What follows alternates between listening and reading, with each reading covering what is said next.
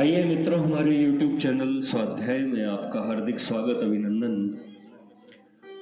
आज हम आपके लिए लेकर आए हैं श्री कृष्ण जी की 8 पटरानियां इस विषय पर संक्षिप्त प्रेरणादायक ज्ञानवर्धक चर्चा।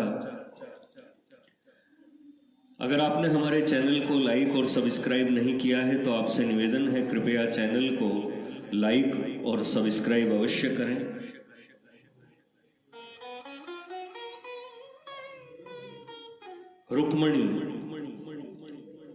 रुक्मणी विदर्भ नगर के राजा भीष्मक की महासुंदरी सुशीला कन्या थी। राजा भीष्मक के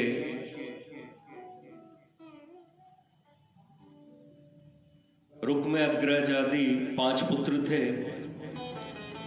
पिता रुक्मणी का विवाह वसुदेव नंदन श्री कृष्ण से करना चाहते थे, परंतु बड़े राजकुमार ने ऐसा न होने दिया। उसने चंदेली के रोज शिशुपाल के साथ अपनी बहन का विवाह करना निश्चय किया।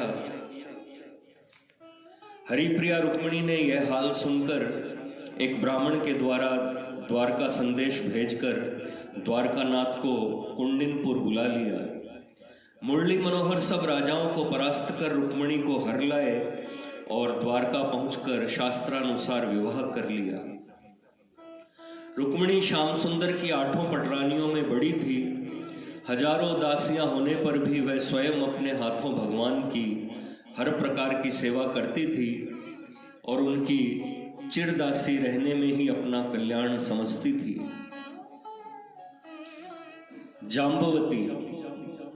जाम्बवती ऋक्षराज जाम्बवान की महासुंदरी कन्या थी। जब श्री कृष्ण जी पर सत्राजित यादव ने अपने भाई प्रसेन को मारने और समयंतक मणि चुराने का कलंक लगाया, तब भगवान उस मणि को ढूंढते हुए पर्वत की कंदरा में जा पहुंचे। वहां जाम्बवान के साथ उनका 27 दिन तक भीषण मल्ल युद्ध होता रहा। जब जाम्बवान ने देखा कि सिवा भगवान श्री रामचंद्र जी और लक्ष्मण जी के कोई भी ऐसा नहीं जो इतने दिन मेरे सामने ठहर सके, तब वह घुटने टेक कर पृथ्वी पर बैठ गया। मुरली मनोहर ने अपने भक्त को थका जान उसके नेत्रों का पर्दा हटा दिया। उसने देखा कि भगवान श्री रघुनाथ जी धनुष बाण लिए मेरे सामने खड़े हैं। जाम्बवान स्वामी को देखते ही चरणों पर गिर पड़ा और अश्रु जल से उन्हें धोकर स्तुति करने लगा। तदनंतर भगवान श्री कृष्ण ने प्रसन्न होकर उससे कहा, हम समयंतक मणि जो तेरी कन्या हाथ में लिए खेल रही है लेने आए हैं। जाम्बवान ने कहा, नाथ मेरे पास एक तो यह समयंतक मणि है और दूसरी इसको लेकर खेलने वाली ये जाम्बवती मणि है। ये दोनों ही मणियां आपके अर्पण हैं, आप इन्हें स्वीकार कीजिए। इतना कहकर जाम्बवान ने विधि पूर्वक जाम्बवती का विवाह श्री श्याम सुंदर के साथ कर दिया। सत्यभामा सत्राजित यादव की कन्या थी। इनका रूप और गुण विख्यात था। इनका विवाह पहले शतधनवा यादव से होना निश्चित हुआ था, परंतु जब श्री कृष्ण ने समयंतक मणि जाम्बवान के यहाँ से लाकर सत्राजित को दी, तब वह इस बात पर बड़ा ही लज्जित हो गया कि मैंने वसुदेव नंदन को झूठा कलंक लगाया। अतः उसने विनय के साथ अपनी कन्या सत्यभामा का विवाह श्याम सुंदर से करके वही समयंतक मणि दहेज में भगवान को देकर कलंक से छूटना चाहा। भगवान ने सत्यभामा को तो स्वीकार किया, परंतु समयंतक मणि वापस लौटा दी। कालिंदी। एक बार श्री कृष्ण जी हस्तिनापुर से अर्जुन को साथ लेकर घूमने गए। यमुना किनारे जाकर पानी पिया और फिर एक वृक्ष के नीचे लेट गए। अर्जुन सोकर उठे तो टहलते टहलते यमुना किनारे कुछ दूर निकल गए। वहां उन्होंने देखा कि यमुना के अंदर एक स्वर्णमय रत्न जटित भवन बना है और उसमें एक महासुंदरी बैठी हुई तप कर रही है। अर्जुन ने उसके पास जाकर पूछा, तुम कौन हो और यहाँ किस कारण तप रही हो? उसने कहा, मैं सूर्य देव की पुत्री कालिंदी हूँ। मेरी इच्छा है कि भगवान श्री कृष्ण चंद्र आनंद कंद मेरे पति हों। मेरे पिता सूर्य देव ने यह महल बनवा दिया है। मैं यहाँ बैठी अपने स्वामी का ध्यान कर रही हूँ।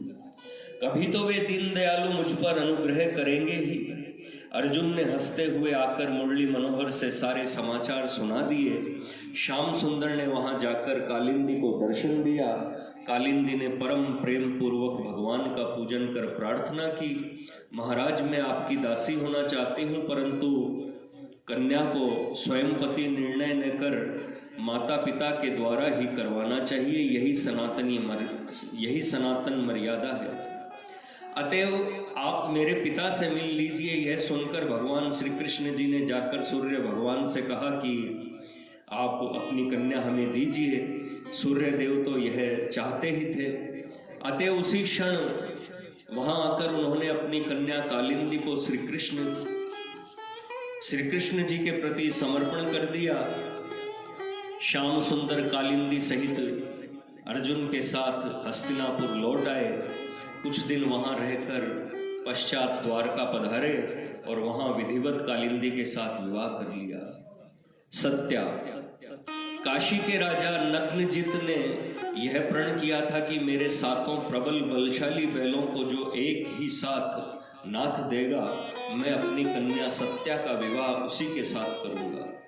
राजकुमारी अपने को मन वचन कर्म से श्याम सुंदर की दासी समझती थी। श्री कृष्णचंद्र अंतर्यामी थे। उसके मन का हाल जानकर अर्जुन को साथ लेकर काशी गए। राजा नग्नजित ने बड़े आदर सत्कार से मुरली मनोहर का पूजन किया और हाथ जोड़कर विनय की कि हे दीनानाथ, मैं आपका दास हूं। आपने बड़ी दया की जो यहाँ पधार कर दर्शन दिए। आपने भक्तों का प्रण रखने के लिए अवतार लिया है, अतएव मेरे भी प्रण को पूरा करके इस राजकुमारी को अपनी दासी बनाइए। भगवान श्याम सुंदर ने तुरंत ही 7 बैलों को एक ही रस्सी में नाथ कर खड़ा कर दिया।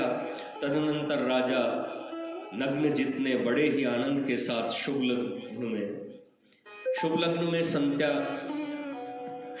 में सत्या का विवाह श्याम सुंदर से करके उन्हें बहुत से रत्नमणि, दास दासी, हाथी घोड़े इत्यादि दहेज में दिए। श्री कृष्ण जी अर्जुन और सत्या को साथ ले द्वारका पधारे। मित्रविंदा, श्री कृष्ण जी की बुआ राजदेवी उज्जैन के राजा को ब्याही थी। उसके मित्रसेन और विंदसेन नाम के 2 पुत्र और मित्रविंदा नामनी एक कन्या थी। जब मित्रविंदा का स्वयंवर रचा गया, तब श्री कृष्ण जी भी अर्जुन को साथ लेकर वहां गए। राजकन्या सब राजाओं को देखती हुई श्याम सुंदर के निकट आई और उनकी मोहिनी मूर्ति देखकर उसने उनके गले में जयमाल डाल दी। यह देखते ही दुर्योधनादि राजाओं ने मित्रसेन से कहा कि तुम्हारे मामा का लड़का यदि राजकन्या को ले जाएगा तो लोग तुम्हारी निंदा करेंगे। मित्रसेन अपनी बहन को समझाने लगा, पर श्री कृष्ण ने मित्रविंदा का हाथ पकड़कर रथ में बैठा लिया और वह शंख बजाते हुए वहां से चल दिए। राह में राजाओं ने उन्हें रोकना चाहा, परंतु उन्होंने सबको परास्त कर द्वारका आ मित्रविंदा से विवाह कर लिया।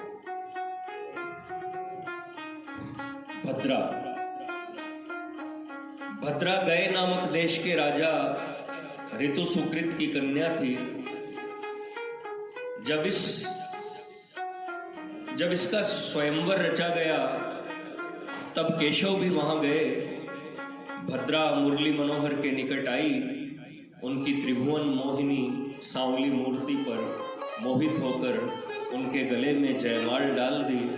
तब राजा ऋतु सुकृत ने बड़े हर्ष से अपनी कन्या का मुरली मनोहर के साथ विवाह कर दिया। लक्ष्मण, भद्र देश का राजा बड़ा प्रतापी था। उसने अपनी कन्या का स्वयंवर रचकर सब राजाओं को निमंत्रण दिया था। श्री कृष्ण जी भी मित्र अर्जुन को साथ लेकर वहां पधारे थे। लक्ष्मणा ने स्वयंवर मंडप में आकर जो ही मोहिनी मूर्ति को देखा, त्यों ही उसने प्रसन्न होकर जयमाल उनके गले में डाल दी। राजा ने प्रसन्नता पूर्वक लक्ष्मणा का विवाह वसुदेव नंदन से कर दिया। स्वयंवर में आए हुए अन्यान्य राजागण मुरली मनोहर से लड़ने के लिए द्वारका की राह में जा खड़े हुए, परंतु श्री कृष्ण और अर्जुन ने क्षण भर में सबको मार भगाया। जो मनुष्य कमलदल लोचन श्री कृष्ण का पूजन नहीं करते, उन्हें जीते ही मरे समझो। ऐसे लोगों के साथ कभी संभाषण भी नहीं करना चाहिए। मित्रों, यह थी श्री कृष्ण जी की 8 पटरानियां। इस शीर्षक से संक्षिप्त ज्ञानवर्धक प्रेरणादायक चर्चा। अगर आपको हमारा चैनल पसंद आए तो इसे लाइक और सब्सक्राइब अवश्य करें।